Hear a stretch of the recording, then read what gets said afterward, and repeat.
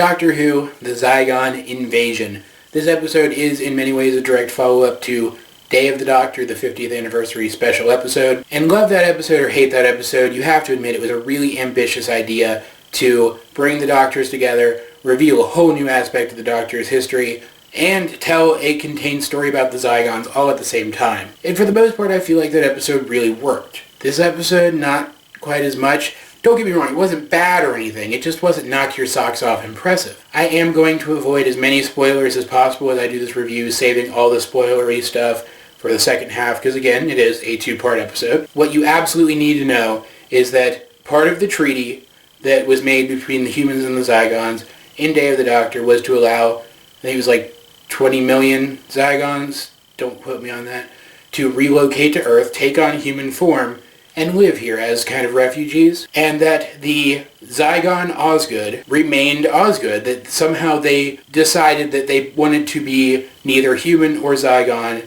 and both effectively be the same person, treating each other as sisters, so that they could act as the personification of the peace. And now that one of the Osgoods is dead, the other one is the only Osgood left. And at the same time, the treaty has started to break down, and it's up to the Doctor and UNIT to figure out why the Zygons are acting out now, what their goals are, and how they can either stop them straight up or restore the peace. And I really hope this episode is going the latter direction, because the Zygons make great villains, but I think they make cool allies too. Maybe that's just me. And I think the reason this episode didn't impress me all that much is because, one, you're undoing something that 10 did, and that always bothers me. And two, there were some shocking reveals in this episode. I saw both of them coming from miles away. We get two Zygon reveals. We get the reveal that two very prominent characters in the show, one much more prominent than the other, but both are prominent in this specific episode, are actually Zygons in disguise, and I guessed both of them way ahead of time, and so neither one of them shocked me. And then the episode ended on another Doctor death fake-out. Which, I mean, yeah, we're not supposed to know it's a fake-out because we don't actually see him alive at the end of the episode, but he's in the rest of the season! We know he's not gonna die! I just don't even know why they bother with it. It's so cheap.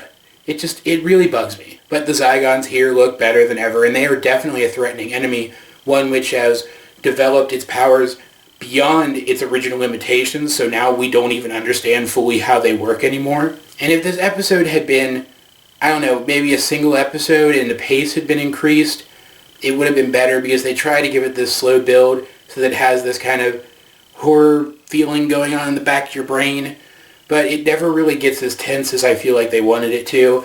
I just feel like if they had picked up the pace of this episode a little bit, packed it full of a little bit more stuff, and made it more of a mad dash towards the end, it would have been more exciting. And maybe part 2 will fix that. Maybe part 2 will just elevate this episode. But as it stands, I feel like it's just an entirely average episode of the show, and while I wouldn't be opposed to watching it again, it's never going to be like in my top 10 episodes. Does this make any sense? Do you guys get what I'm saying here? I didn't hate the episode at all. I just wasn't particularly impressed by it, more so than I have been impressed by other Doctor Who episodes in the past. That makes sense, right? Anyway, guys, if you have seen this episode, what did you think of it? Let's get a discussion going in the comment section down below, but let's actually try to keep it relatively spoiler-free this time, since I tried to keep the review relatively spoiler-free. Either way, this has been AJ22, and I will talk to you guys later.